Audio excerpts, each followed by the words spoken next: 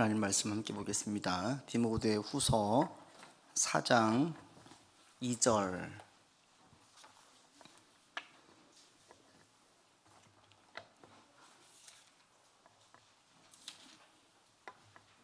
디모데 후서 4장 2절 말씀 우리 같이 합독하겠습니다. 너는 말씀을 전파하라. 때를 얻든지 못 얻든지 범사의 오래 참음과 가르침으로 경책하며 경계하며 권하라. 아멘. 이 말씀을 전파하라, 이 본문이 보통 이제 전도할 때 대단히 많이 쓰이죠. 전도할 때 말씀을 때를 얻든지 못 얻든지 힘써 전하자라고 쓰이고, 또 여러 교회에서 그 전도부 또 전도 특공대 전도단을 만들어 가지고 교회에서 조직적으로 전도에 힘씁니다. 한편으로는 필요하죠. 왜냐하면 전도에 그 사명감을 가지고 하나님께서 은사 주신 분들이 있어요. 그래서 그 영혼을 볼 때 그 안타까움과 또 그 긍휼의 마음과 복음을 증거하고자 하는 그 뜨거운 마음이 있는 분들이 있어요. 이런 분들은 이제 그 전도부에서 함께 열심을 내면 좋죠. 그런데 이제 가끔 보면, 요즘은 조금 어떨지 모르겠는데 과거에는 참 이런 부분들이 종종 있었는데, 교회에서 이게 지나쳐가지고 전도 열기를 막 모든 성도에게 고조시킨다고 그 전도 왕을 시상을 했어요. 금 한 돈 해주고, 성지순례 보내는데 같이 해주고. 그래서 교인들이 막 열광을 하고 열심을 냈는데, 처음에 의도는 좋은 의도였겠지요. 하나님께 열심을 내는 그런 분들에게 대한 감사의 마음을 교회에서 표하고, 또 같이 모든 분들이 함께 하기를 원해서 할 수도 있지만, 전도 왕을 시상한 이런 부분들은 긍정적인 면보다는 부정적인 면이 훨씬 많습니다. 왜냐하면 전도라는 것은 우리가 하는 게 아니거든요. 예수 믿는 것은 내가 하는 게 아니라 하나님께서 믿게 하시는 거예요. 그러니까 누군가에게 전도 왕을 시상하는 것 자체가 사실은 앞뒤가 맞지가 않아요. 하나님께서 은혜 베푸시는 거고 도구로 사람들을 인도하는 거죠. 그리고 이렇게 되어지면 또 어떤 문제가, 전도왕을 신상하면 어떤 문제가 있냐면, 교회로 데리고만 오면 되는 줄 알아요. 교회로.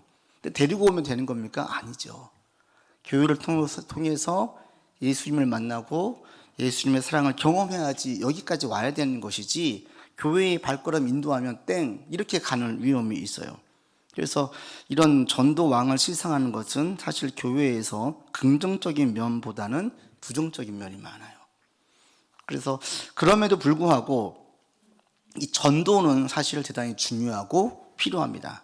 그래서 이 디모데에게 바울이 이야기할 때 첫 번째, 말씀을 전하라. 이거 이제 전도이라 때를 얻든지 못 얻든지 힘써 전하라. 이거 목회자가 가장 중요하게 여길 게 무엇인지를 보여주는 거죠. 목사가 제일 중요한 게 뭐겠습니까? 말씀 전하는 거예요. 말씀 전하는 거. 말씀을 가르치는 거. 이것보다 중요한 게 없어요. 그런데 이제 교회가 커지고 좀 조직이 많아지고 행사를 준비하다 보면 말씀 전하는 게 뒷전이고 행사의 준비에 전념해야 될 때가 있어요. 부목사 시절에 종종 그런 경험을 했는데, 그럴 때 보면 가끔 회의에 빠지죠. 내가 이러려고 지금 목사가 된 게 아닌데, 이럴 때가 있긴 해요. 목사로서 가장 중요한 것은 말씀 전하는 거예요. 그런데 말씀을 전하는 일이 목사에게만 제한된 일이 아니라는 거예요. 물론 목사는 성경을 강론하고 권면하는 것에 있어서 누구보다 잘해야 됩니다. 그렇지만 복음을 전해서 누군가 예수님께로 인도하는 일은 목사에게만 제한된 일이 아니라 사실은 모든 성도가 같이 할 일이에요. 이것을 사도 베드로가 분명하게 베드로전서에서 말하죠.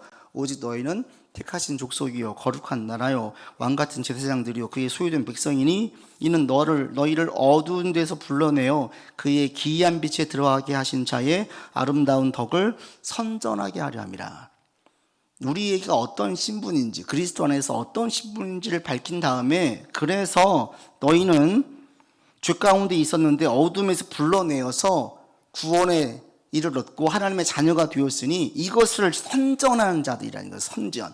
이게 너희가 누구냐면 우리 모든 그리스도인들을 말해요. 예수를 주로 고백하는 모든 사람들은 그리스도를 선전해야 되는 거예요. 그런데 실질적으로 보면 모든 그리스도인이 선전하고 있습니까? 선전하지 못하는 경우들이 종종 많죠. 여러 가지 이유가 있어요. 제가 살펴보니까 그리스도를 자꾸 주변에 전도하지 못하고 선전하지 못하는 첫 번째 이유는 그 나면서부터 모태신앙 분들, 늘 자기 모든 삶이 교회인 분들, 그래서 친구도 다 교인들밖에 없어요. 대부분의 시간을 교회에서 보내. 이런 분들은 전도할 기회가 별로 없어요. 목사도 그 중에 한 사람인데 늘 만나는 분들이 교회 안에 있는 사람들이에요. 대부분이 다 교회 사람들이에요. 그러다 보니까 처음 믿지 않는 사람들을 만나서 전도하는 기회가 매우 드물어요. 이런 경우도 있어요. 또 하나, 전도하지 못하는 경우. 왜 선전하지 못하느냐?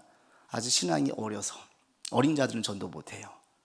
왜냐하면 신앙이 어리다는 얘기는 아직 남을 볼 여력이 안 생겨요. 자기밖에 안 봐요. 5살 되는 아이에게 2살 되는 아이한테 양보하라고 양보하면 이게 양보가 돼요? 아직 5살 되는 아이도 어린 아이거든요. 이 아이에게 양보는 너그러운 마음으로 양보가 아니라 희생과 손해예요. 아직 품을 수가 없어요. 그러니까 5살 되는 아이에게 무조건 양보하라는 것은 아이에게 희생을 강요하는 거예요. 거기에 맞는 보상을 해줘야 되는 거죠. 그런데 나이가 들면 어떻게 돼요? 저절로 양보해요. 성숙해지면. 신앙도 마찬가지예요. 어린아이의 신앙으로 있는 사람들은 남에 대해서 살피지를 않아요. 자기밖에 안 보여요. 늘 내무자만 가지고 기도하고 나만 보고 있어요. 또 하나 어떤 경우에 전도를 못하냐면 삶의 시련과 굴곡이 많은 분들, 내 삶이 버거운 분들, 역시 이것도 남이 안 보이죠. 신앙이 어려서가 아니라 신앙이 성장했음에도 불구하고 환난이나 핍박이 내가 감당하기 어려울 정도로 막 쓰나미처럼 몰려와요. 이런 분들은 지금 남이 안 보이죠. 그런 경우에는 선전을 못해요. 그리고 또 하나 있습니다. 또 한 가지는 복음의 가치를 몰라서 선전하지 못하는 분들이 있어요. 제가 지금 4가지의 사례를 들었는데 그 중에 제일 심각한 것이 4번째예요. 모태신앙인 분들은 꼭 밖에서 전도 안 해도 됩니다. 가만 보니까 교회 안에서 있는 사람들을 세우고 섬기는 것도 매우 중요한 일이더라고요. 전도하는 것도 중요하지만 전도하지 못할 수도 있어요. 괜찮아요. 그런 분들이 다른 분들을 세우고 힘을 쏟는데 함께 할 수 있거든요. 신앙이 어린 사람들은 성장하면 돼요. 환난과 핍박이 있는 분들은 그 시기를 잘 견뎌서 이게 안정이 되면 다시 돼요. 그런데 복음의 가치를 모르는 분들은 이거는 본질적인 문제예요. 가장 기본적인 문제예요. 복음의 가치를 모르는 사람들은 신앙이 성장해도 주변에 불신자가 있어도 삶이 안정되어도 복음을 안 전해요. 왜요? 이게 얼마나 좋은지 모르니까. 선전하라는 이유는, 베드로가 말한 이유는 그 내면에 그게 깔려 있는 거예요. 이게 얼마나 좋은데 왜 선전해야 됩니까? 너무너무 좋은 복음이니까. 우리가 누군가를 만날 때에 이 좋은 게 있으면 자꾸 얘기하고 싶어져요. 전에 아는 그 권사님 4분, 지금도 가끔 보면 예전에도 한번 그 얘기 하시던데 자기네가 신혼여행 때 해외를 갔는데 거기서 유명 연예인을 만난 거예요. 이게 가서 한번 사진을 찍자고 하고 얘기를 한번 할까 말까 망설이다가 에이 뭐 하고 그냥 넘어갔는데 두고두고 후회가 된다는 거예요. 가끔 연예인 얘기 나오면 가끔 얘기를 해요. 그때 얘기를 지금도 해요. 그래서 한 1, 2년 전에도 그 얘기를 또 들었어요. 그때 목사님 저분을 제가 만났는데 저 A 연예인을 만났는데 그때 하나 사진을 찍었어야 되는데 이래요. 남들에게 알려져 있고 무엇인가 남들에게 자랑할 수 있고 얘기할 수 있는 거리가 있을 때에 우리는 그것에 대해서 얘기를 해요. 여러분 생각을 해보세요. 내가 만약 신경통으로 몇 년간 고생했어요.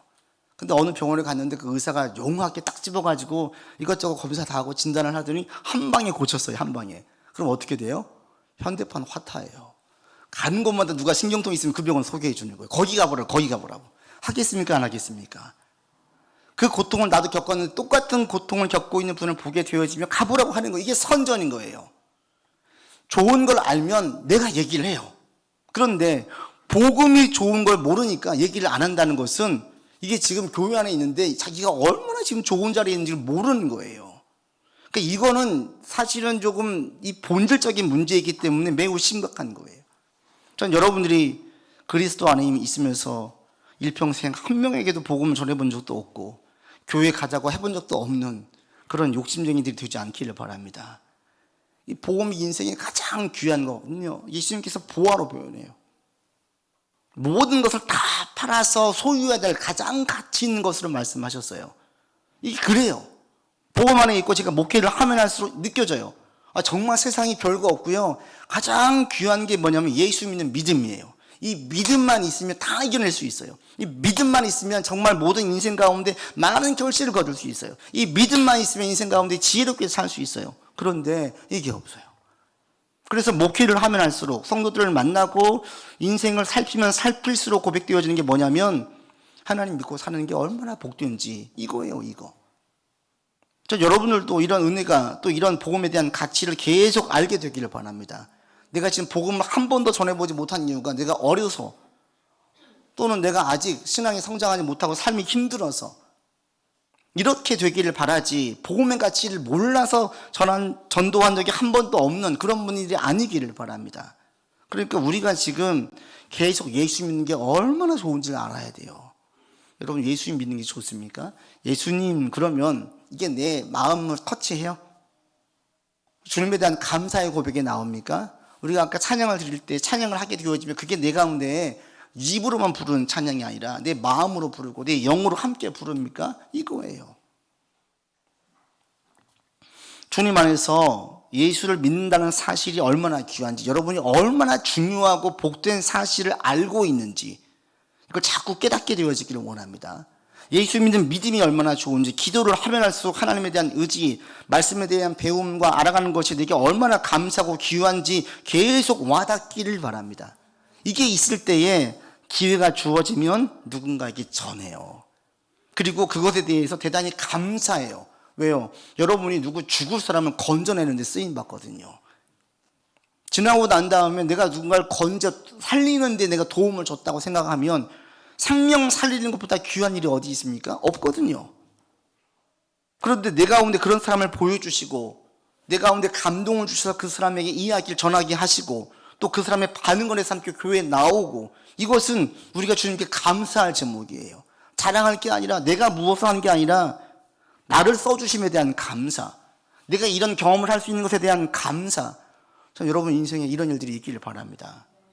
마음에 품고 누군가에 대해서 그 사람을 볼 때의 안타까운 마음, 긍휼의 마음, 저도 나처럼 믿었으면 좋겠는데, 이런 마음들이 여러분 가운데 있기를 바랍니다.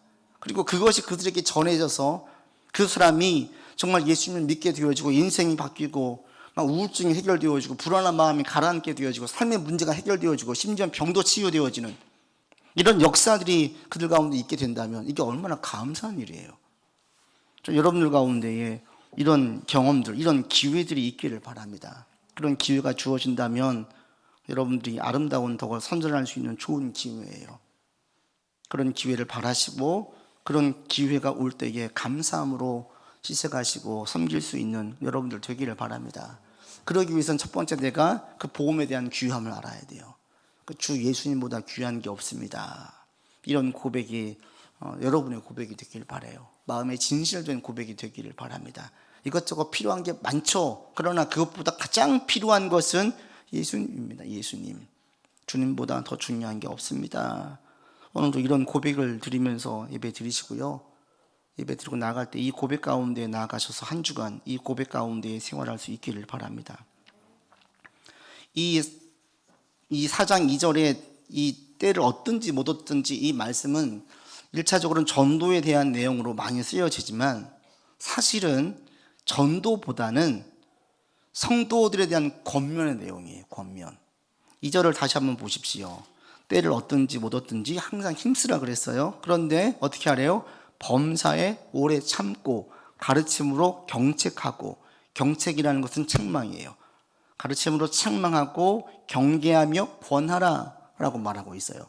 오랫동안 계속 가르치고 책망하고 경계하고 권하는 건 누구겠습니까? 성도들이거든요. 교회 안에 있는 성도들에게 이렇게 하라는 거예요. 이 본문을 가지고 우리가 좀 묵상을 해보면 이 본문, 이 짧은 한 문장 속에 신앙생활 할 때 몇 가지 중요한 사실이 들어가 있어요. 첫 번째로 보시면 이 오래 참으라, 범사에 오래 참으라. 이 오래 참는다는 것이 무슨 얘기냐면 이걸 묵상을 하면 어떤 걸 알 수 있냐면 신앙생활이라는 것은 단기간에 성장하는 게 아니구나. 딱 전했으니까 끝나는 게 아니구나. 이걸 우리가 알 수 있어요. 신앙이 성장하는 데에는 많은 시간이 걸립니다. 오래 참는 것도 필요합니다. 내가 그를 볼 때에, 내가 나를 볼 때 오래 참는 시간이 필요해요. 신앙의 성장은 제가 보니까 어린아이의 성장하는 것과 똑같아요. 우리 아이들에게 아무리 영양분을 잘 먹이고 아무리 내가 온 정성을 쏟아도 아이들이 한 번에 쑥 크지 않아요. 하루 동안에 10cm, 20cm 크지 않아요. 어떻게 합니까? 나도 모르는 사이에 커져 있는 거예요. 신앙 성장이 그래요. 어느 순간에 쓱 자라있지 눈에 띄게 팍팍팍 성장하는 경우가 없어요. 꼭 그 다지는 시간이 있고요. 그 시간들을 겪으면서 신앙이 성장해요. 그럼 신앙이 성장하는지 성장하지 않는지를 어떻게 알 수 있습니까? 우리 아이들 보면 알 수 있어요. 아이들 키 크고 성장할 때 어떨 때 뭘 보고 알아요? 매일 키 재보지 않잖아요. 어떻게 보면 알아요? 일찍 자는지, 잘 먹는지, 잘 활동하는지. 그러면 이 아이는 클 만큼 크는 거예요. 성장판이 열려 있을 때 일찍 자서 성장판이 계속 활동해서 키가 클 수 있는 그 환경을 만들고 영양분을 잘 먹어서 잘 섭취를 하고 잘 활동을 하면 이 아이는 크겠구나 안심을 해요. 그리고 커요. 이런 것처럼 신앙이 성장할 때에도 이런 것들이 있어요. 뭐겠습니까? 말씀과 기도예요. 다른 거 없어요. 말씀을 들을 때 말씀이 자꾸 들리는지, 말씀이 되게 와닿는지, 이런 사람들은 신앙이 성장해요. 기도를 드릴 때 이게 허공이 되고 하는 게 아니라 내 마음을 고백을 하는지, 그리고 기도하는 시간들, 기도하는 빈도수가 점점 많아지고 길어지고 있는지, 이게 중요해요. 연애를 하고 사랑에 빠지면 그 사람과 얘기하는 시간이 많아지듯이 예수님과 사랑에 빠지면 기도하는 시간이 많아질 수밖에 없고요, 빈도수가 많아질 수밖에 없어요. 이제는 나중에는 무시로 기도해요. 무시로 찬양해요. 그래서 말씀과 기도가 그 가운데 있으면 이 사람은 신앙이 성장하는 거예요. 예배를 귀히 여기고 예배를 항상 안정적으로 꾸준하게 드리는 분들은 신앙이 성장할 수밖에 없어요. 그러니까 내가 성장하고 있는가, 이거 굳이 내가 얼만큼 성장했는지 따지지 않아도 내 가운데 계속 말씀이 들리고 말씀이 되게 위로가 되고 힘이 되고 기도를 드릴 때 내 마음을 다해 기도하게 되어지고 정말 주님께서 들으심에 대한 확신이 생겨서 감사함으로 기도가 되어지고 또 예배를 드릴 때 함께 예배 드리기 너무너무 감사해서 주일의 시작을 예배로 안정적으로 나가면 이런 분들은 신앙이 성장하게 되어져 있어요. 중간중간 넘어질 때도 있죠. 부침도 있죠. 연약함이 보일 때도 있어요. 그러나 낙심할 필요가 없습니다. 잘 성장하고 있는 거예요. 여러분 자신을 보실 때에도 마찬가지예요. 자신에게 실망할 때도 있어요. 저도 그럴 때가 있어요. 그럼에도 낙심하지 마세요. 지금 잘 가고 있어요. 내게 말씀이 들리고 전심으로 주님께 기도하게 되어지고 예배를 통해서 주의 은혜를 바라고 은혜가 내게 임한다면 나는 지금 잘 성장하고 있는 거예요. 여러분 주변을 볼 때도 마찬가지입니다. 저분이 신앙생활 잘하는 것 같은데 실망스러운 모습을 봤어요? 실망하지 마시고 정죄하지 마세요. 여전히 성장하고 있는 거예요. 은혜 가운데 있다면. 여러분들 가운데 계속 이런 기본에 충실할 수 있기를 바라고요. 작년보다 올해 말씀이 더 들리고 말씀을 더 알게 되고 말씀을 더 가까이 하는 여러분들 되기를 바랍니다. 그리고 문제가 있을 때마다 자꾸 기도하는 여러분들 되기를 바랍니다. 누군가에게 얘기하기 이전에 기도하세요. 하나님께 먼저 이르세요. 누가 나를 힘들게 했어요? 하나님께 이르는 거예요. 하나님, 저 사람이 정말 너무합니다. 너무 원망스럽습니다. 사람에게 하소연하지 마시고 하나님께 먼저 하고 그리고 난 다음에 사람을 찾아야 돼요. 이게 뒤바뀌지 마시요. 이런 생활을 내가 한다면 신앙이 성장해요. 신앙 성장이라는 것은 시간이 필요하다. 성장하고 열매를 맺는 데까지는 상당히 긴 시간이 필요합니다. 그래서 여러분들 계속 신앙이 성장하기를 바라고 성숙하기를 바랍니다. 그래서 바울은 디모데에게 오래 참으라 라고 얘기해요. 그리고 또 하나 뭘 얘기하냐면 경책을 이야기합니다. 경책은 책망이에요. 이건 무엇을 알 수 있냐면 신앙 성장이라는 것이 눈물과 고통이 없이는 성장할 수 없구나. 이걸 깨닫게 해줘요. 책망은 어떨 때 합니까? 잘못했을 때 듣는 말이 책망이에요. 뭘 잘못했어요. 자기의 생각과 행동이 잘못되어서 돌이켜야 되는 것을 말하죠. 근데 무엇인가 생각과 행동에 대해서 잘못을 인정하고 돌이킨다는 데는 고통이 있어요. 고통이. 불편이잖아요. 고통과 불편이 없이 신앙이 성장할 수 없어요. 고통은 여러분 성장의 사인으로 보시면 돼요. 내게 지금 고통이 왔어요? 이건 내가 신앙이 한 단계 성장할 수 있는 기회로 보셔야 돼요. 제가 중학교 때로 기억하는데 점심시간 때마다 밥을 빨리 먹고 친구들과 축구를 했어요. 처음에 축구를 할 때에는 하다가 중간중간에 계속 쉬었어요. 숨이 차가지고. 그런데 어느 날 보는데 제가 축구를 하는데 끝날 때까지 한 번도 안 쉬는 거예요. 그걸 제가 지금도 내가 왜 안 쉬지? 힘들어서 쉬었었는데, 중간인 걸 쉬었는데, 점심시간 빨리 밥 먹고 친구랑 축구하는 게 너무 재밌었는데, 그 재미에 빠지다 보니 힘들었던 그 고통의 시간, 쉬어야만 되는 그 시간들이 어느 순간 지나고 나니까 안 쉬어도 내가 성장이 있는 거예요. 반복된 고통은 우리 한계를 점점 더 확장시켜요. 이게 성장으로 이어지게 만들어요. 여러분이 지금 고통 가운데 있어요. 이걸 견디고 있어요. 단순히 견디는 게 아니에요. 지금 신앙이 성장하고 있는 사인으로 보시면 돼요. 전에보다 하나님을 더 알아가요. 전에보다 말씀의 가치가 내게 더 깊어져요. 전보다 예수 믿는 게 더 내게 귀하고 가치 있게 와닿아져요. 이게 지금 신앙이 성장하고 있는 거예요. 여러분 지금 고통 가운데 있으세요? 견디고 있으세요? 단순히 견디는 게 아닙니다. 지금 성장하고 있다고 보시면 돼요. 그래서 책망이라는 것은 우리 가운데 시련이 있어야 되는구나. 그리고 이 고통은 모든 삶의 시련이 다 포함되어집니다. 여러분 어떤 것으로 내 실수일 수도 있어요. 상대가 악해서 그럴 수도 있어요. 지금처럼 사회 구조가 힘들어서 어려움이 올 수도 있어요. 근데 이 모든 시련들은 우리의 영혼을 강하고 단단하게 만들어요. 요즘 새벽에 우리가 지금 사무엘상을 공부하고 있는데 다윗이 20대의 시기를 지금 보내고 있어요. 20대의 시기, 사무엘상 요즘 본문이. 20대 때 다윗이 얼마나 억울한지 아세요? 잘못한 게 1도 없어요, 정말 다윗은. 근데 사울이 자기를 시기질투해서 죽이려고 해요. 이 사울만 생각하면 우라통이 터질 것 같아요, 저 같으면. 뭘 잘못했다고? 다윗이 잘못한 한 가지는 뭐냐면 사울에게 충성한 것밖에 없어요. 왕에게 충성했어요. 그랬더니 시기질투하는 거예요. 그로 인해 가지고 자기는 죄인이 돼서 정치범이 돼서 계속 도망 다녀요. 그런데 사울을 죽일 기회가 2번이나 있었어요. 이때 이게 하나님의 말씀으로 자기의 삶을 통제하고 죽이지 않고 계속 그 시기를 견뎌요. 말씀 가운데 견뎌요. 그리고 훗날 하나님께서 그를 높여서 이스라엘 가운데 가장 존경받는 왕으로 세우세요. 그런데 사람이 성공하면 잘 나가면 어떻게 됩니까? 교만해져요. 죄에 대해서 쉽게 노출되어서 더 많은 죄를 저지르게 되어져요. 어느 한 사람 예외 없습니다. 다윗도 걸려들었어요. 교만에 빠졌어요. 죄를 져요. 그런데 다윗이 놀라운 점은 뭐냐면 그때마다 선지자를 통하여서 책망을 할 때 다윗이 달게 들어요. 자존심 안 세워요. 고집 안 부려요. 바로 부복을 해요. 이게 얼마나 어려운지 아십니까? 보니까 사람들이 자기 잘못을 인정하기도 쉽지 않더라고요. 나이가 들수록 지위가 올라갈수록 누군가 내 잘못을 지적하고 내 잘못이 드러나면 이 자존심 상해요. 누군가 덮어주기를 바라고 이걸 안 드러내기를 원하지, 드러내면 고마운 게 아니라 괘씸해요. 이게 사람이에요. 내가 지금 왕이에요. 두려울 게 없어요. 무서울 게 없어요. 내 말 한마디면 산에 터널이 떨릴 수 있어요. 산이 없어질 수도 있어요. 그 정도로 힘을 가지고 있는 게 다윗이었어요. 그런데 다윗이 한 가지 제일 무서워했던 게 하나 뭐예요? 하나님 말씀이에요. 선지자 나단을 통해서 말씀하시자 그냥 바로 부복을 해요. 회개해요. 금식해요. 이게 어떻게 가능하냐?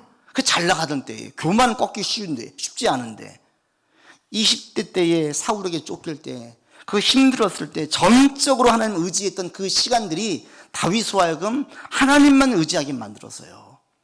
다른 거 다 필요 없어요. 여호와의 말씀만 있으면 살 수 있어요. 하나님만 내 편이시면 나를 도와주시면 나는 살 수 있어요. 그런데 하나님이 나를 떠나가시면 내게 있는 모든 것들이 아무 의미가 없어요. 이미 다윗이 20대 때에 사울을 보면서 이걸 너무나 뼈저리게 느꼈어요. 사울 왕은 왕이 된 다음에 하나님을 버렸어요. 말씀을 버렸어요. 사울에게 자기의 전부는 왕권이었어요. 군사였어요. 무기였어요. 그런데 나중에 보니 사울은 아무것도 없어요. 그 집안도 망해버렸어요. 하나님을 떠나가고 주의 말씀을 버리자 사울의 인생이 풍비박산이 났어요. 그 집안이 끝나버렸어요. 20대 때의 다윗이 말씀 가운데 하나님 의지하면서 견디고 나자 하나님께서 그를 들어 쓰셨어요. 그때부터 다윗은 절대 놓치지 않는 한 가지, 여호와의 말씀. 다른 건 다 모르겠는데 하나님이 아니야 그러면 아닌 거예요. 자기 고집도 다 필요 없어요. 왕권, 체면, 이게 뭐가 중요해요? 20대 때의 그 광야 시기가 어떤 분들은 그걸 광야 학교라고 표현을 해요. 그 시간들이 다윗의 신앙을 단단하게 만들었어요. 지금 여러분 어려움 가운데 있으세요? 여러분도 지금 광야 학교를 지나고 있어요. 이 시기를 통하여서 내 신앙이 단단해질 수 있고, 그리고 이런 시기를 통해서 우리가 성장할 수 있어요. 여러분, 그런 시기로 삼으시기를 바랍니다. 지금 어떤 남몰래 홀로 눈물 흘리고 마음에 괴롭고 힘들어하는 분이 있습니까? 이 내 모든 심사를 하나님께 다 토해내죠. 하나님께. 인간은 몰라줘요. 다 풀어내도 몰라줘요. 다 자기 입장에서만 이해해서 거기까지밖에 이해가 안 돼요. 제가 그런 것들을 뼈저리게 느꼈어요. 저도 마찬가지였어요. 누군가 저에게 고통을 호소했었어요. 아, 그래, 힘들겠다, 이해한다고 생각했어요. 그랬는데 제가 동일한 고통을 겪고 나니까 그게 이해했던 게 아니었어요. 저에게는 아무리 제가 산모를 이해한다고 해서 산모의 해산의 고통을 저는 이해할 수가 없어요. 안다? 경험하는 말도 안 되는 거예요. 겪어보지 않으면 몰라요. 이게 인간이에요. 그런데 이 모든 것들을 다 이해하시는 분이 누구예요? 우리 예수님이에요. 인간이 겪었던 어떠한 고통보다도 극한 고통을 겪으신 분이 예수님이에요. 십자가의 고통은 이루 말할 수 없는 극한 고통이에요. 헬산의 고통보다 훨씬 극한 고통이에요. 때문에 인간이 겪고 있는 모든 것들을 다 아세요. 설명하지 않아도 다 헤아리세요. 얼마나 감사해요. 왜 이런 분을 놔두고 자꾸 연약한 인간에게 하소연하냐고요. 여러분, 하나님께 여러분 심사를 토하세요. 자꾸 알으세요. 그 가운데에 그렇게 해서 그 시기를 견디는 것은 견디는 게 아니다. 성장하는 거다. 지금 여러분 힘든 시기를 견디고 있다면, 신앙 안에서 견디고 있다면 이것은 성장하고 있음으로 아시길 바랍니다. 아멘. 믿음 가운데 견디세요. 또 하나 보겠습니다. 경계하며 권하라 라고 얘기하고 있어요. 이 경계하며 권하라, 이걸 통해서 알 수 있는 게 뭐냐면, 신앙의 성장이라는 것은, 신앙생활은 혼자 할 수 있는 게 아니라는 것을 알 수 있어요. 내 혼자 고민해서 되느냐? 아니에요. 신앙의 성장에는 계속된 경계와 권면이 있어야 돼요. 지난 주일인데 교회 엘리베이터를 타고 내려가는 그 짧은 시간인데, 아이와 아빠와 딸이 타서 한 5살쯤 돼 보이는 딸아이가 아빠에게 얘기하는 거야. 아빠, 선물 사줘. 그러니까 아빠가 그러는, 너 지금 그런 말이 나와? 조금 전 잘못하고도 그런 말이 나와? 그러는 거예요. 아이가 잠깐 찰나의 생각을 하다, 제 바로 옆에 있었고, 제가 안 듣고 싶어도 안 들을 수가 없어요. 들이 얘기한, 아이가 잠깐 찰나에 고민한 다음에 생각하는 게, 아까 그게 뭔데? 횡단보도 나 혼자 건너간 거? 그래. 엄마랑 같이 있다가 애가 혼자 건너간 거예요. 엄마가 지금 너 때문에 화났잖아. 그러면서 쓱 내려요. 여기까지 더 듣고 싶어도 들을 수가 없었어요. 이제 가는 바람에. 그때 느끼는 게 뭐냐면, 끊임없이 부모들은 아이들에게 얘기해요. 그렇죠. 얼마나 놀라겠어요. 5살 된 아이가 횡단보도에 엄마랑 같이 있다 갑자기 쑥 뛰어가 지나가니까 얼마나 놀라겠어요. 살피고 봐야 되는데. 그러니까 엄마가 화를 낸 거예요. 계속 경책을 해요. 권면을 해요. 아이가 성장하는데 부모님이 끊임없는 잔소리가 있어요. 그리고 해야만 돼요. 그래야지 아이들이 알게 되어져요. 신앙의 성장도 이와 똑같아요. 특히 언제 필요하냐면, 삶의 시련이 올 때 더더욱 필요합니다. 삶의 시련이 우리 가운데 성장통이 될 수도 있고 신앙을 성장시켜주는데, 이 시기 때에 잘못되어서 하나님을 오해하고 원망하고 의심하는 분들이 있어요. 하나님 날 사랑하지 않아. 아니, 하나님 안 계시는 것 같아. 계시면 내게 이런 고통을 주실 리가 없어. 이런 거에 빠져 있는 거예요. 힘들고 어려울 때에, 그 시기 때에 잘못 하나님에 대해서 오해하고 원망하고 의심하게 되어지는 것은 잘못되게 대응하기 때문에 그렇죠. 그럴 때 뭐가 필요하냐면 경계와 권면이 필요해요. 그 좋은 말씀이 우리 이 염려 가운데 있을 때에 사도 바울이 했던 이 빌립보서에서 했던 말씀이에요. 아무것도 염려하지 말고 모든 일에 기도와 간구로 구할 것을 감사함으로 하나님께 아뢰라. 그리하면 모든 지각에 뛰어난 하나님의 평강이 그리스도 예수 안에서 너의 마음과 생각을 지켜주실 것이다. 이게 어떤 게 담겨 있냐면 경계와 권면의 필요성이 담겨져 있어요. 염려하지 말아라. 대신 기도하래요. 근데 이 기도 가운데에 감사함으로 다 들어주실 것에 대해서 감사함으로 아뢰래요. 그러면 우리의 마음과 생각을 지켜준대요. 마음과 생각을 지켜준다는 게 뭐겠습니까? 그 현실에 대한 시련과 어려움들을 바르게 대응할 수 있고, 바르게 해석하게 하고, 바르게 그 문제를 풀어갈 수 있도록 지혜를 주신다는 거예요. 마음을 지켜준다는 거예요. 이것이 성경을 잘 모르고 말씀을 모르는 분들은 누구한테 찾아와야 돼요? 목회자에게, 신앙의 선배에게 찾아와서 조언을 구해야 돼요. 그래서 목회할 때에 해보니까 성도를 상담하고 성도에게 이야기 나누고 삶의 문제를 함께 고민하는 것이 얼마나 중요한지 몰라요. 저에게도 자꾸 찾아오시는 분들이 있어요. 얼마나 감사한지 몰라요. 왜 그분들을 볼 때마다 그분들의 인생이 바르게 서는데 제가 도움을 주잖아요. 목회자로서 이거보다 보람 있는 일이 없어요. 누군가 바르게 서가는데 도움을 줄 수 있다. 또 그분들과 얘기를 하게 되어질수록 그래, 신앙생활은 일률적으로 끝나는 게 아니야. 계속 ING예요. 계속 ING. 신앙생활은 우리가 죽을 때까지 끝나는 게 아니에요. 계속 가요. 계속. 그리고 순간순간 이런 문제가 있을 때 씨름하게 되어져요. 그런데 혼자 씨름하는 것보다 신앙의 선배들, 목회자와 함께 얘기하는 게 얼마나 그에게 유익이 되어지고 바른 응답, 바른 방법을 찾는 데에 도움이 되는지 몰라요. 여러분, 어떤 문제로 씨름하고 있다면 혼자 씨름하지 마세요. 내가 신뢰할 수 있고 내 얘기를 가식거리 좀 여기지 않고 자기 문제처럼 함께 느끼면서 공감해 주는 신앙의 선배에게 얘기하세요. 같이 얘기를 나눠보세요. 조언을 구하세요. 또 찾아오세요. 우리 목사들에게 찾아오세요. 얘기를 하세요. 그런 식으로 여러분들이 경책과 권면이 있는 신앙생활을 하셔야 돼요. 특히 이 삶의 어려움이 있는 분들은 더더욱 그렇습니다. 이 시기가 신앙 성장의 시기로 삼으려면 더더욱 많이 찾아오셔서 자꾸 얘기하세요. 사람들이 모여서 지혜를 나눌 때 그 가운데 더 바른 지혜가 생겨요. 바른 답이 생겨요.